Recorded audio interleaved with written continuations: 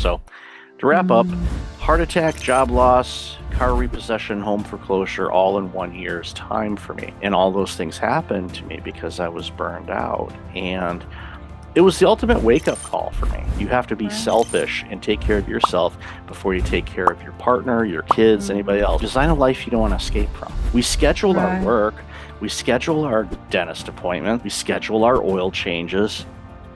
We don't schedule fun.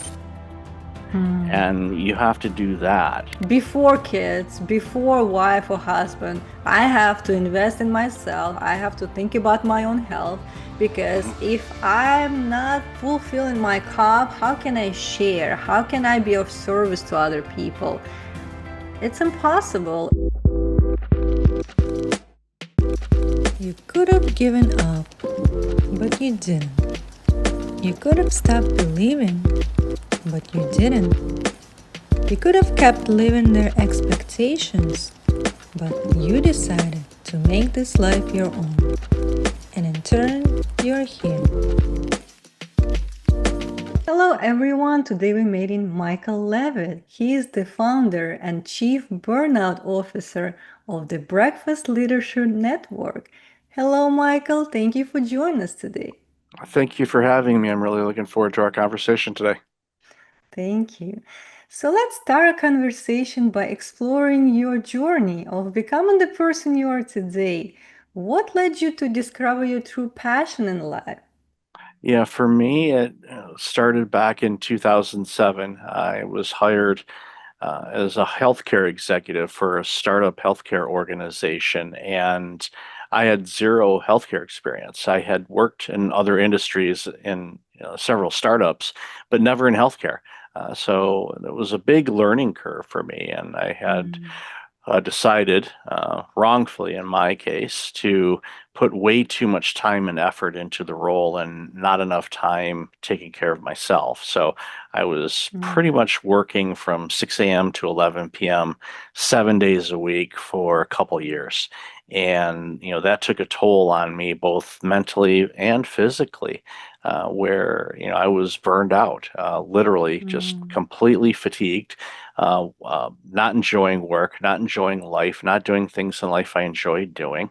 And then unfortunately, it kicked off what I like to refer to as my year of worst case scenarios. So, over a Mhm. period of 1 year, so from May 2009 to May 2010, the following things happened to me. I had a heart attack that should have killed me. My Mm. cardiologist told me that I was very Wow. lucky to be alive.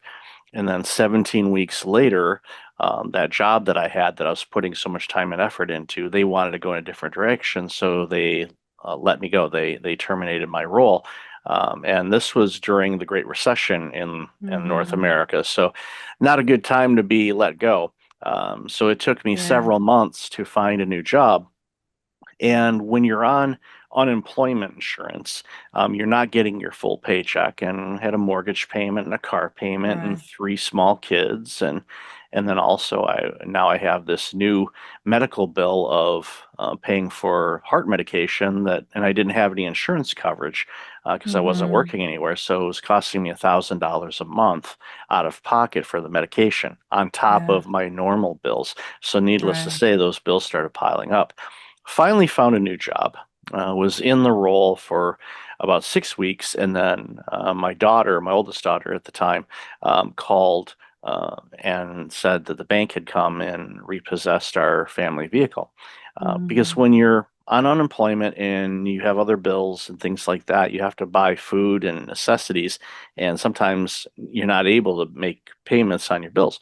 Of And a lot of course. people, unfortunately, a lot of people during that time, during the Great Recession, were in the same boat. So Mhm. the bank exercised their right, and I was never upset with the bank. Actually, banked with that bank for several years after that. It was not, a situation. I didn't live up to the agreement we had. They gave me a loan. I bought the car. I didn't make the car payments. They took the car back, and that's Yeah. so never mad at them. But then after that, a few weeks later, found a new place because I had a relocation. I was about 4 hours away from where we were living. So I found a Mhm. new role, moved the family up in May of 2009.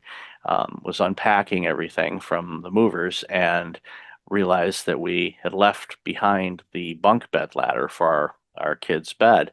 So I was going back to that house the following weekend and into town to close up some accounts and get everything ready because we were about ready to put the house on the market to sell. Mm-hmm. And because we weren't going to be living there anymore.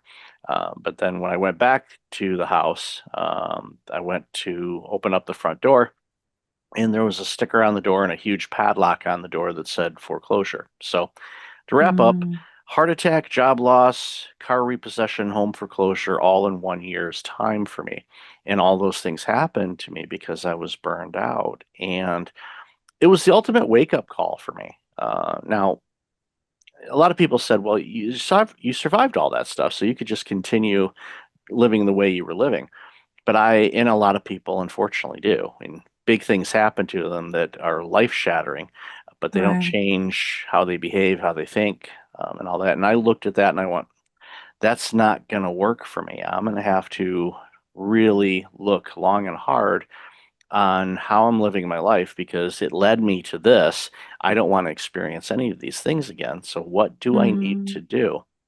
So I did the deep dive and rediscovered me and rediscovered why was it important for me to work all those hours? What was I trying to prove? What was I trying to accomplish?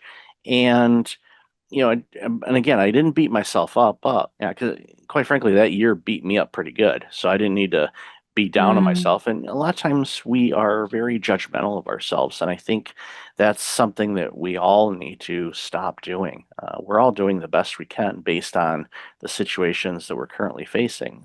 The key is to figure out where do you want to be? What do you want to do in life? What lights you up? What gives you the things that you love doing. What are those things? And really lean into those things because too often when we're burned out or overwhelmed, we stop doing things in life we enjoy doing. And unfortunately, yeah. that can take a big toll on us and lead us to fatigue and not sleeping well and all the other things that can lead to not only mental problems, cognitive problems, stress, things like that, but physical problems as well. Like, in my case, a cardiac event that I was very fortunate to survive. And for Yeah. me, I decided, okay, I'm going to approach the things differently.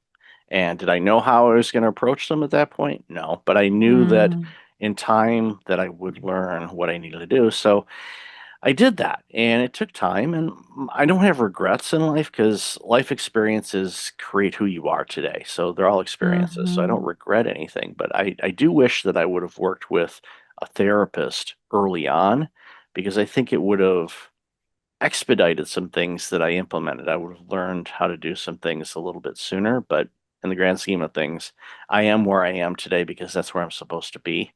And Yeah. from all those experiences, after basically reconfiguring how I did things in life. I looked around and I went back into the healthcare industry because Mm-hmm. I knew that I could do it differently, and I did, and I was quite successful in it until I left the industry back Mm-hmm. in 2018. Uh, but what I discovered was a lot of people were going down the same path that I did, and I thought I can't let what happened to me happen to others. I can't it doesn't sit well with me. What do I need to Mm, do about this? So I started talking with my peers. Anytime I had an opportunity to speak at one of the healthcare conferences around burnout prevention, I did.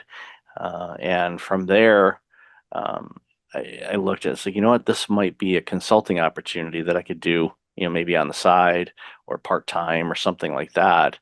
And it grew into the organization that I've had for almost a decade now. And I'm very fortunate, well, obviously to be alive, but also very fortunate mm-hmm. that I've been able to create this organization to serve all the people that I serve, whether it's in the content that we write, my podcast show, clients that Yeah. I've worked with, or just being the best person I can be for the people that are in my life.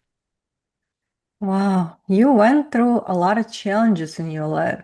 And considering how hard it was for you to really experience that, having a family that's dependent on you, and you are losing it all, and you're trying to really cope with all of that. So, apart from, having that responsibilities, you have also your emotional or mental health being in jeopardy, I would say, and you didn't create time for yourself to process all of that.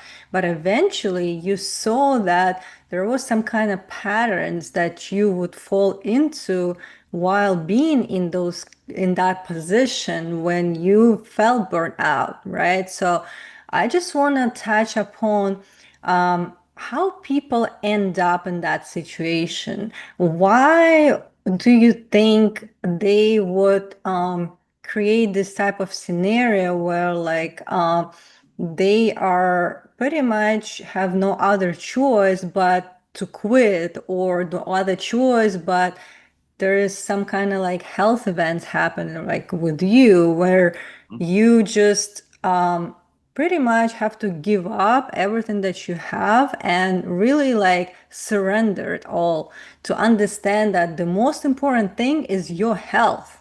In the Right. end of the day, your physical, emotional, mental health should be a priority no matter what. And it really give you an opportunity to understand that you didn't prioritize it. Like, no shame, no judgment, but you realize that maybe it was harsh in a way, but usually this is what happens. People reach that point where they have no return, no other choice but to go up. When it's like the bottom line, you only have the choice to go up, right? So I just want you to touch upon what might cause this type of stress that people deal with, and how can they avoid, because I know you are an expert in preventing those type of crises that could happen, and that's your expertise, and I just want you to really let us know how can people help themselves. Yeah, it's important to recognize it. And burnout and prolonged stress, which is what turns into burnout, often happens very innocently. You are driven, you want to be successful, you want to be a great employee for your company. You're happy to work there when you first start, or you enjoy the work that you do. And in many situations, we've seen this, and especially over the last, say, 15 years for sure. A lot of organizations have had to, cut staff, and they operate a little bit leaner than they used to be. And the people that didn't get laid off or terminated, unfortunately, in many cases, they had to take on more work. And that has continued in many organizations for way too long. And that's why I think, especially on a side note, with all the AI stuff that's going on, I think there's, a lot of, concern that people will lose their jobs because AI is going to take care of them. I don't think that's going to be the biggest situation. Some companies maybe, but all in all, it's just going to be an additional tool, like Microsoft Office is a tool that we use, so I Yeah. don't think it's going to be, mass, chaos with people being let go in organizations. But to get back to your point, again, it happens innocently. A lot of people are just driven and they don't have boundaries around when they work and when they don't. And that can be problematic because a lot of people, with their smartphones and their laptops, we can work, you know, all the time. We Right. access our networks all the time. And even during the pandemic, when organizations who didn't used to be or offer remote access, they were forced to. So now you can pretty much work wherever you want. But the problem is we don't have a boundary around when we work and when we don't. And we get those messages on WhatsApp or Slack or other devices at all hours of the day because our manager or our coworkers think of something like, well, I have to let Mike know about this. So they send the message immediately. I get Mm, notified at all hours of the day. So you have to have boundaries around when you work and when you don't, and get a clear understanding around that with your company and yourself. If they say, well, you always have to be on call kind of thing, if that's not something you're comfortable with, then you might want to consider switching careers or at least going to a different company that doesn't have that type of situation. Because Yeah. I understand if you work in IT, for example, if you work in IT for a financial institution, well, of course, there's a lot of, Mm. access and things like that, but hopefully you're not the only employee that does that work. So you got to harmonize that. So having boundaries around when you work and when you don't is important. Um, when you're burned out, your life's an upheaval. Your world's upside down. You're not e- Every aspect of your life can be problematic. Your relationships suffer, your cognitive abilities decline. You quit doing things in life you enjoy doing, which is a critical thing that you need to make sure you schedule. And you mentioned a moment ago about Yeah. how we, put ourselves in the back seat.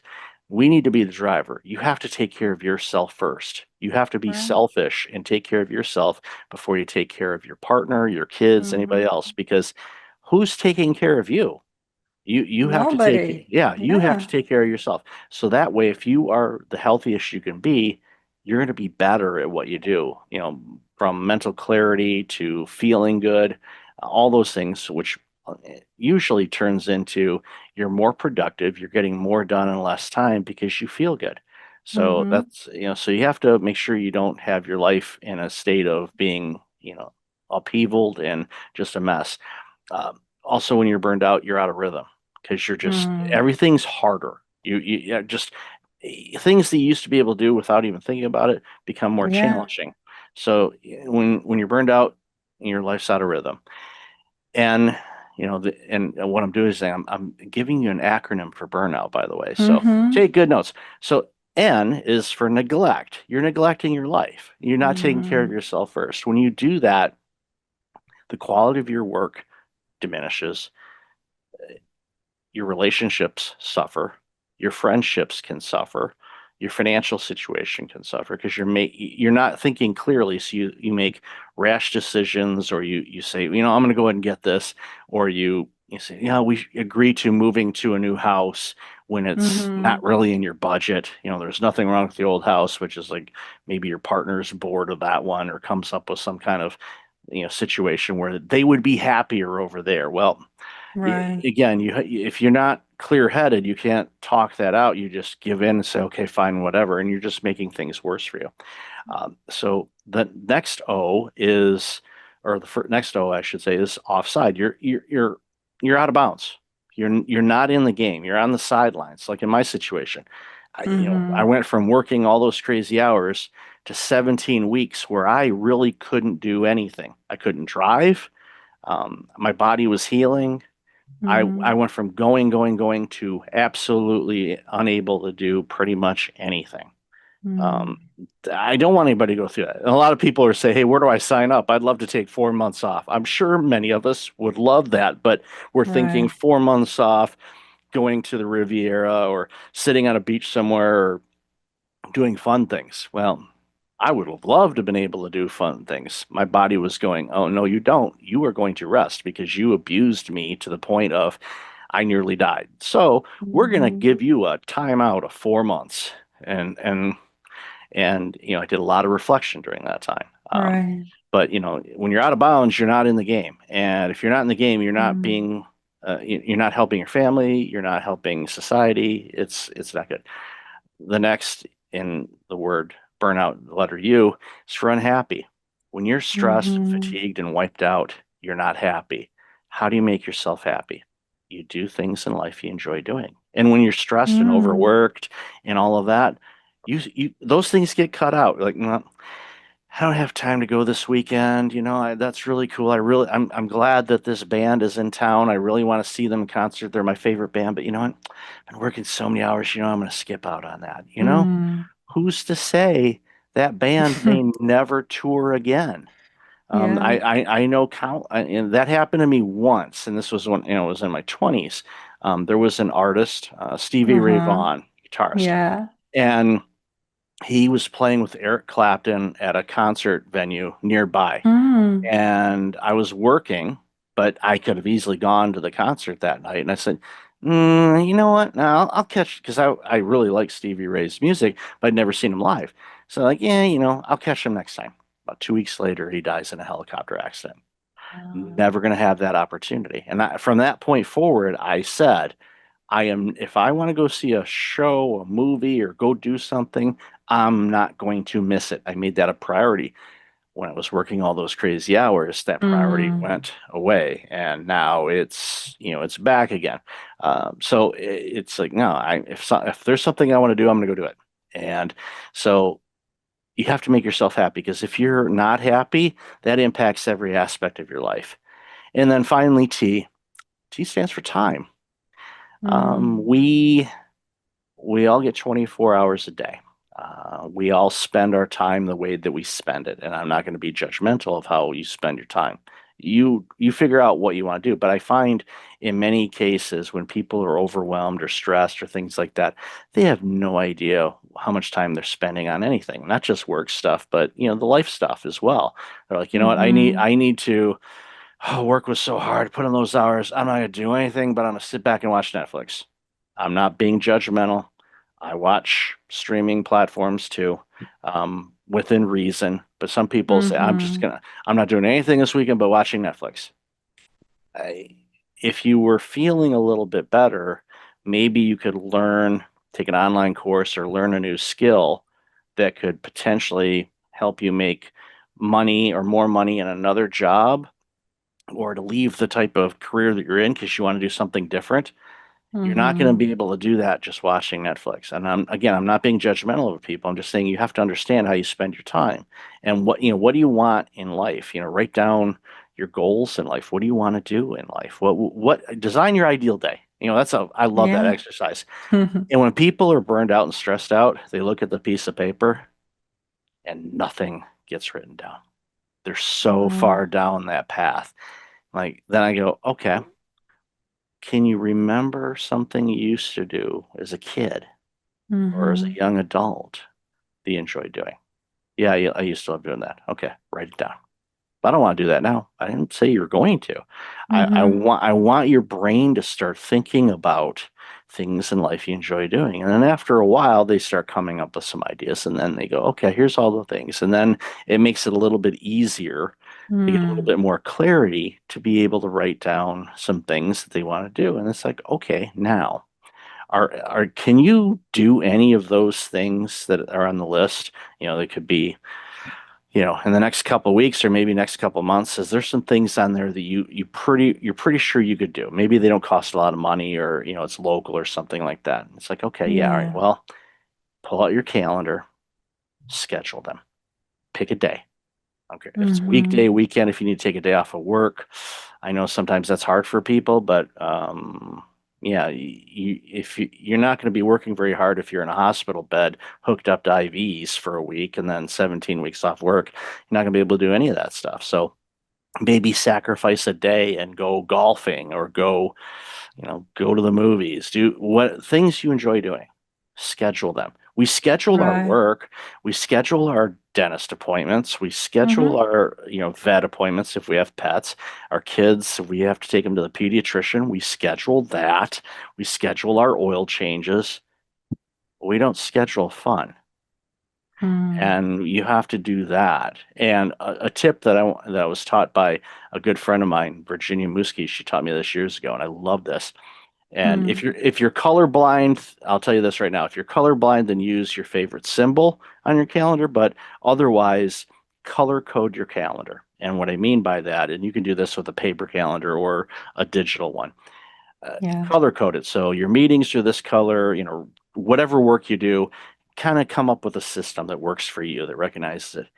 But for your me time, your self-care time, your fun time, your leisure time, pick your favorite color.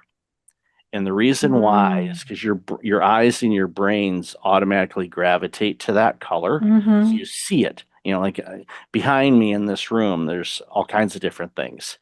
My favorite color happens to be blue. I can see, out of this eye, there's something there that has a little bit of blue in it. I'm not going to tell you what it is. I'd have to focus on it to see what it is, but I see the color blue. The reason why is then you could look at your calendar for, let's set it for the week or maybe even the month. We'll start with the week, go, make it easy. And you could even do just the Mm-hmm. day, but let's go for a week. Pull up your calendar, it's color coded. Squint. So you can't read the text, but you can see the colors. You have to figure out how much of your favorite color you need to have in your weekdays, in your weeks. If you don't see enough of your favorite color, that means you're working too much and you're not doing enough leisure time. Now, Right. sometimes, depending on the work you do, there may be busier seasons. My original career, I was in accounting, so during tax season, Mm-hmm. long hours, I get it. But you know what? At that age, I was in my 20s when I started in that industry. I made sure, even after working all those hours, that I went out with my friends at least once or twice a week. Was I tired? Absolutely. Did I have a lot of fun? Absolutely. You have to do it. Even if you're working crazy hours, do something, even if it's a condensed moment. Like if you like going and have coffee with one of your best friends and you usually spend about an hour, well, can you do 15 minutes? I know it seems short, but it's better than nothing. So schedule those things and treat them as if not more important than debrief meetings with your boss. If you miss a meeting with your boss, probably not good for you. If you miss a meeting taking care of yourself, definitely not good for you. Wow. Yeah. So it's a lot to take in. And I'm so happy that we went through different techniques that people can utilize in their life because I believe it starts with us first prioritizing what is important, right? So if we only focus on work, and sometimes I would say a lot of times you ask a person, why are you doing what you're doing? And a lot of times they don't even know. They Right. are caught up in this hamster wheel Mhm. day after day, doing something they used to do or something their parents told them to do, and Mhm. they don't even know why they're doing it, and they don't feel any fulfillment of doing those actions. Right. And first, I feel like they need to pause and really take the assessment of what's going on right now in your life Mhm. in every aspect, right? So you can start with work. First of all, are you in the place that you enjoy? Like, do you like doing what you're doing? If Mhm. the answer is yes, sure, you can continue, but with how many hours are you putting into that? Because if you think about, if you're doing something that you enjoy, you don't feel burnout. It doesn't feel like you're working. You're really like in that space where everything is flowing and you're in that creative mode and you feel good. So if you feel stress and burnout, that means there is something off the alignment with your true desire or passion in life, I would say. So first you have to figure out what is it that you would love doing. Like with that exercise that you said, your ideal day, how would it look like if you just, you know, have anything in life, anything, right? What would you create, right? If you forget about what you learned, what you are doing right now, what university you went to, what career you have, nothing. If you start from scratch, it's just tapping into that really desire and excitement and passion. What would you like doing, right? Just create your kind of like day schedule in your mind and really look through how you see yourself accomplishing that. And if it's not what you have right now, how can you start step by step incorporating certain perhaps aspects that you can slowly integrate that will eventually give you that type of day, right? So if you want your day look like you spend some time with your friends, some time with your family, some time doing like some creative work, sometime Mhm. doing going, I don't know, to gym or exercising or running or yoga or dancing, going to movies. Like you said, you have to really schedule that. It's not gonna just appear out of the ethers, right? It's you who is gonna make those changes. First of all, you have to take that responsibility for what you have in life right now is what you chose at some point in life. That's what you created one way or another. Maybe it's not because you wanted to, maybe you were conditioned in some kind of way, but that's okay. You don't have to continue going in the same direction. You can just stop, pause, reassess, and now get some clarity of what you want. If you don't know what you want, how can you get it? Don't you think? Yeah. Oh, agreed. Yeah, and that's unfortunately a lot of people, especially when they're overwhelmed, they don't know what they want. They know they don't want what they have. They do know that. They have that clarity. But when you ask them, what do you want? They don't know. And it's the power of the pause is really important. And because we are so overwhelmed as a society, we're always on our smartphones or using technology. We don't just stop and breathe and go for a walk or go outside or just stare at the wall. We don't do that because what happens is a lot of the negative self-talk starts kicking in and we don't want to hear that. So we shut that off and we distract ourselves with something else. Whether it's technology, overworking, alcohol, smoking, Yeah. there's different vices. We're all looking to escape. And like, why design a life you don't want to escape from? And you can do it because it's your life. You get to do what you want. Yes, you may have made some choices. Yes, you may have a mortgage. Yes, you may have a car payment. Yes, you may live in a community where you have to stay there for whatever reason. But you can make the choice to not. It's all choices. And if you make a choice, you can always change your mind. Right. And is it going to be easy? Maybe not. But you have to do what's right for you first. And of course, when it impacts other people, especially loved ones, family, and things like that, you want to include them in the discussion to a point. Because in many situations, and this is where boundaries come into play, especially when you're dealing with family, the family Mm-hmm. dynamic. A lot of times our families want us to be the way that we are because it's convenient for them. Right. And it's kind of subconscious in many cases, but that's what it is. They don't want you to be different because their viewpoint and how they see you is this way. And if you are trying to do something that is beneficial to you but may cause them some challenges, the likelihood of them buying into it is slim. Not impossible, but in many cases, that family dynamic can be problematic. So you have to come to grips with that. And I know sometimes people, I mentioned this earlier on a show. I'm a reformed people pleaser. I used to, Yeah.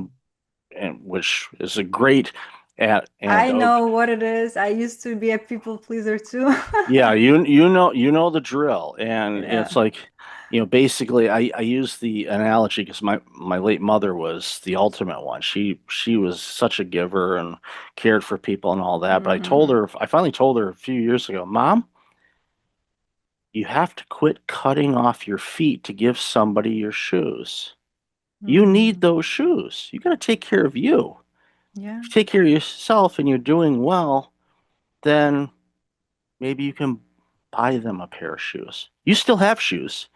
Doesn't, giving up your stuff, giving your stuff, it's like I give from me to help that person. Yeah, but guess what? All you did is you Mm. transferred the challenge. Oh, Yeah. I'm gonna take on that not having shoes. No, don't do that. Don't do that. You got to take care of yourself. Help them. If it means you can buy them shoes, great. If not, lead them to a way where they can earn something or do something to earn enough income so they can buy their own shoes. Empower them to be able to take Yeah. care of themselves.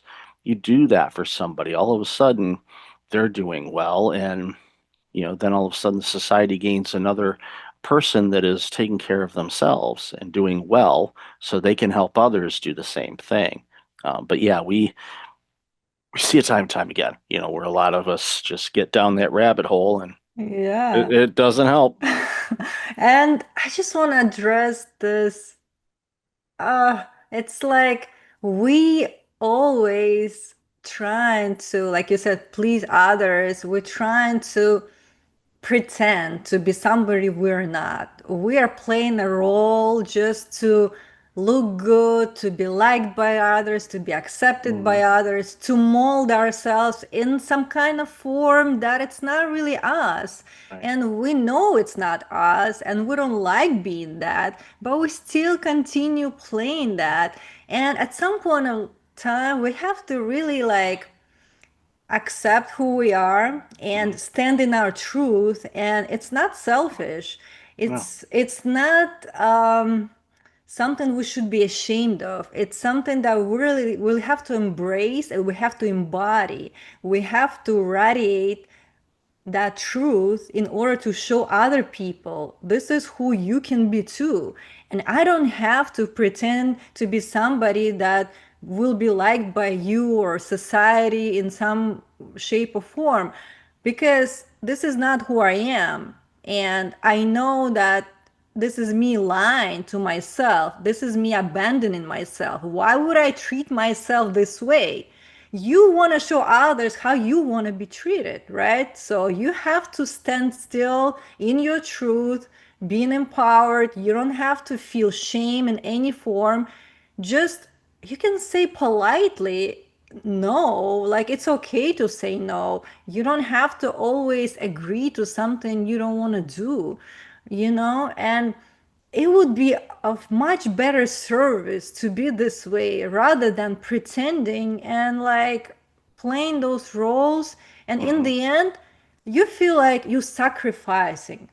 Nobody asked you to sacrifice your life. It's your life. Live your life the way you want it to live, and then you feel resentment towards people because you sacrificed your life, but nobody asked you to do that. That was your choice. Why did you decide to do that?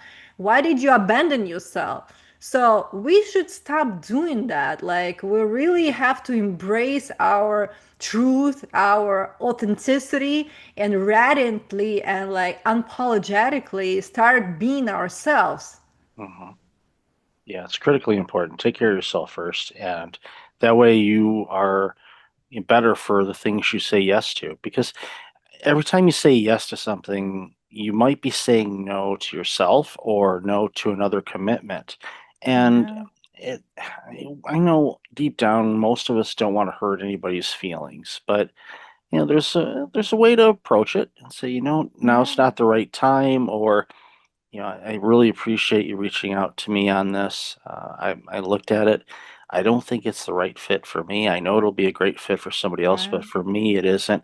And, you can frame it that way to be there, or you can be, direct, and just say, not for me. Thanks for reaching out, and don't be rude about it, but No.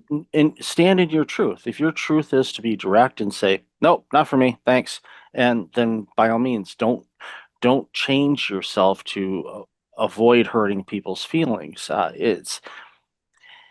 It's their feelings that they control.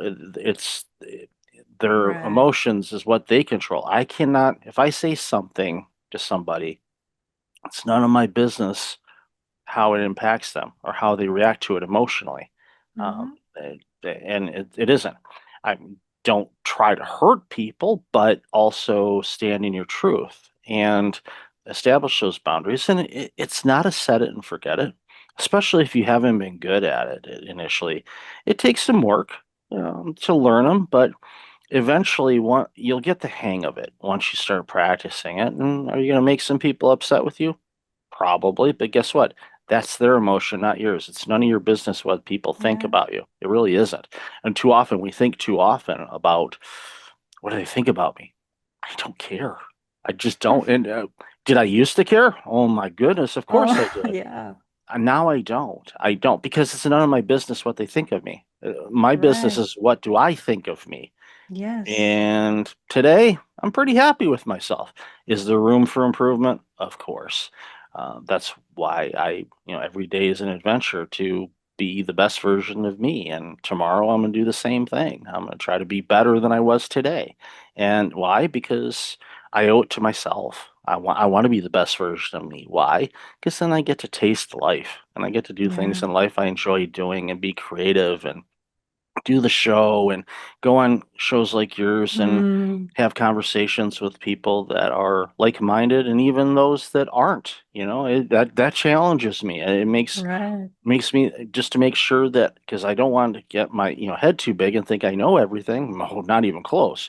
I could live a million years. I still won't know everything. Yeah. So not that I'm planning to live a million years. That's a long time. That's a that's a lot of utility bills to pay over a long time. I don't want to do that unless the next phase you don't pay those. Then maybe I'll Yeah. consider it. But at the end of the day, some takeaways for people. One, make sure you take care of yourself first. Get plenty of good sleep. Really invest in your sleep routine. Mm-hmm. Get the best bedding, the best mattress, the pillows, the blankets, the sheets, the best you can afford to give you that ideal luxury resort type of sleep experience. You can do that at Mm, home. It doesn't have to be at the resort. You can actually have that kind of bedding at home, and you should, because if you get good restful sleep, that your body's repairing the damage you did to yourself today, and that mm-hmm. way you can navigate around or through stressful situations easier because you're rested. You're coming from a refreshed Right. state. Food intake, get to understand how foods impact you because everybody their nutrition impacts them differently.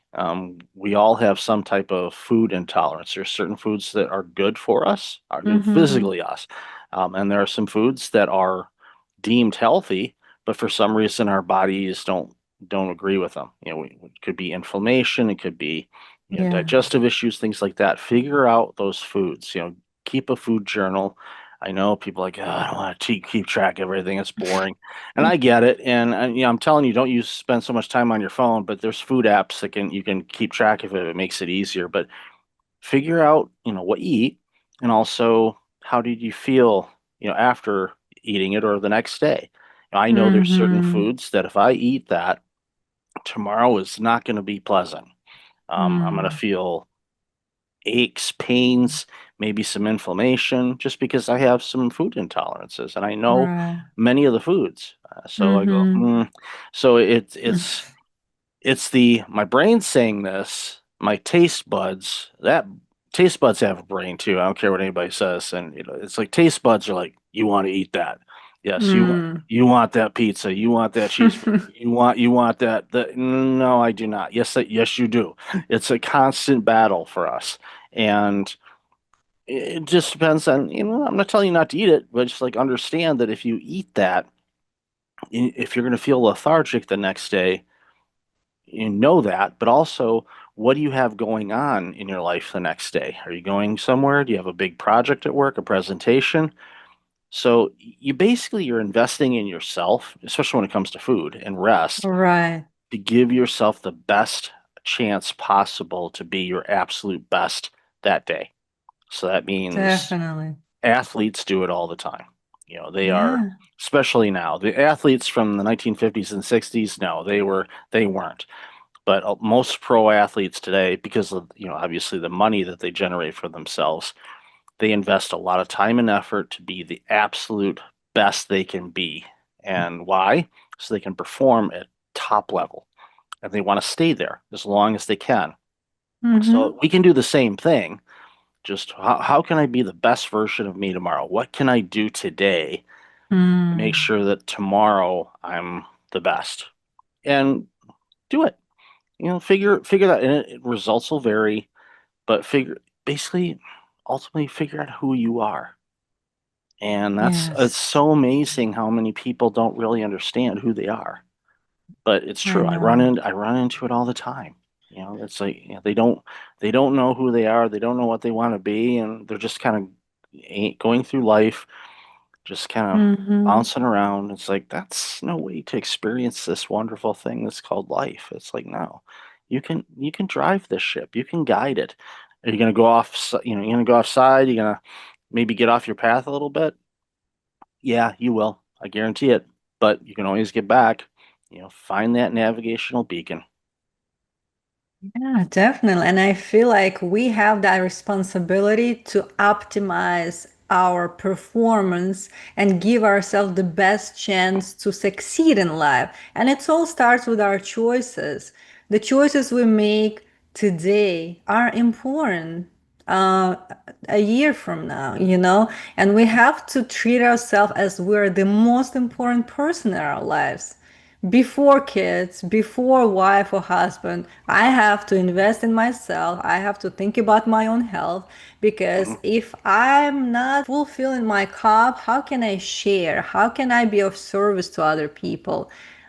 It's impossible, and it's just comes down to really seeing yourself as important and knowing that I can provide myself that self-care, self-love, everything that I need. I have to listen to my body, I have to listen to my intuition and what it tells me, and really not ignoring all of that, but tuning into learning more about myself and treating myself with the love, respect that I deserve, and not checking out and, like you said, distracting myself and getting into different type of addictions, but rather how can I make sure I'm healthy from different point of view, mentally, physically, emotionally. I have to really schedule time on a daily basis, I would say, even few minutes a day, but I have to check in with how am I feeling today? What do I need? And really treat it like the most important thing that I have to do before work, and because all of that is a ripple effect, is a domino effect, and not just how you're going to be productive, but how you're going to impact other people that you're interacting with. You bring that with every interaction in family, personal, professional life. It all starts with you. Mhm. It does. You are the center of your own universe, and the sooner you take better care of yourself, the sooner your life is going to improve in many aspects of life. And of course, I've seen this happen. That you make some changes in your life, and sometimes the people that are in your life no longer fit. And I know that can be Yeah, a really difficult thing to go through. But if they're not a fit for you anymore, then you have those conversations, and you do it from a mm-hmm. place of love. Don't be Right. accusational and say you don't fit in my life. That's not going to go well. I can almost guarantee that.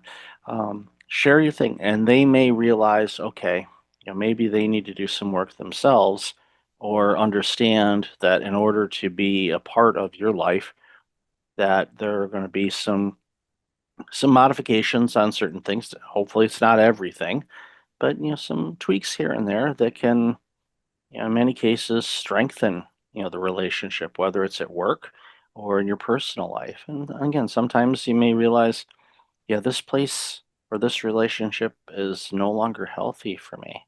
And Yeah. is it going to be easy to walk away from it? No, but again, it's all about going after what's best for you. And I can't Yeah. tell you what to do. I don't know your situation, only you do. And I would never tell somebody, yeah, you need to get the heck out of that relationship. I mean, I might do that for a very close personal friend or loved one. I might, and even then I'd Mm. be like, you might want to consider. I'm not going to tell them what to do. It's their choices. I don't want to be the bad guy, for doing that. Yeah. It's like I don't know. It's like think about it. I'm still going to get in trouble for it because if they're leaving a relationship, the other person can say, "Why'd you tell him that?" I didn't tell him to do that. I don't know who you're talking to. I didn't say that to him. You're getting you're Yeah. getting broken information here. Right. But ultimately, you got to take care of you. Yes, definitely. And I'm glad we had that conversation today. Thank you so Thank you. much for sharing your thoughts and Pleasure. wisdom. And for those who would like to connect with you online, how can they find you? Best place to go is breakfastleadership.com. On that page, there's all kinds of links at the top, or if you're looking at it on your phone, there's basically 3 lines, an ellipsis, or some people call it a hamburger.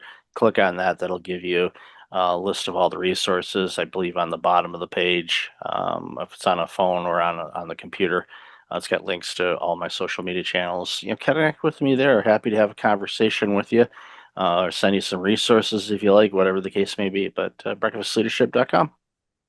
All right. Thank you so much. And I hope you enjoy your day. You too. Thank you. I hope you enjoyed this episode, and if you did, hit the subscribe button and share it with others. Stay tuned!